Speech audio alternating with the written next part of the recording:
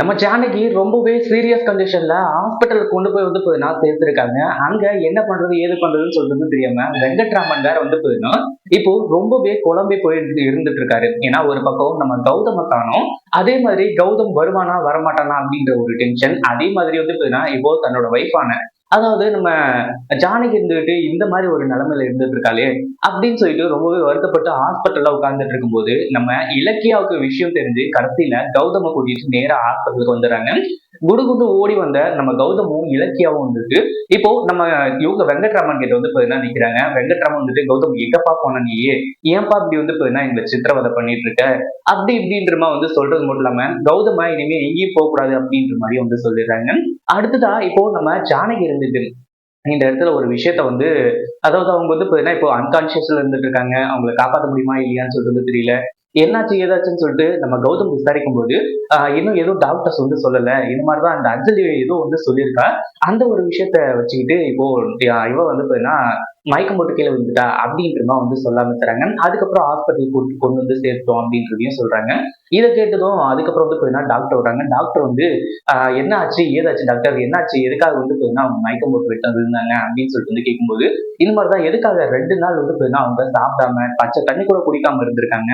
அந்த ஒரு விஷயமும் அது மட்டும் இல்லாம ஏதோ அதிர்ச்சி தர விஷயத்த அவங்க கிட்ட யாரோ ஒருத்தங்க சொல்லியிருக்காங்க. அதனாலதான் இவ்வளவு லோ பிபி ஆகி அவங்க மயக்கம் போட்டு கீழே விழுந்திருக்காங்க அப்படி இப்படின்ற மாதிரி என்னென்னமோ அந்த டாக்டர் சொல்றாங்க.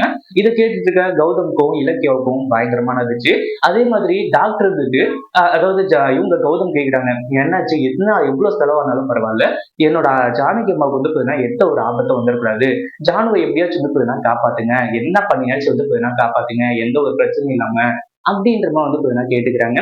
டாக்டர் எங்களால முடிஞ்சதை நாங்க பண்றோம். அதுக்கு மேல அந்த கடவுளோட வழிதான் அப்படின்ற மாதிரி சொல்லி இப்போ முடிச்சுக்கிறாங்க.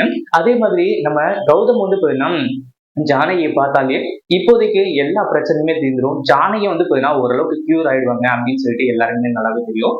இப்போ டாக்டரும் அதை தான் சொல்றாங்க. நீங்க என்ன பண்றீங்க நீங்க போயிட்டு பாருங்க நீங்க இல்ல அப்படின்ற ஒரு வருத்தத்துலதான் அவங்க இவ்வளவு உடம்பு சரியில்லாம போயிருக்காங்க.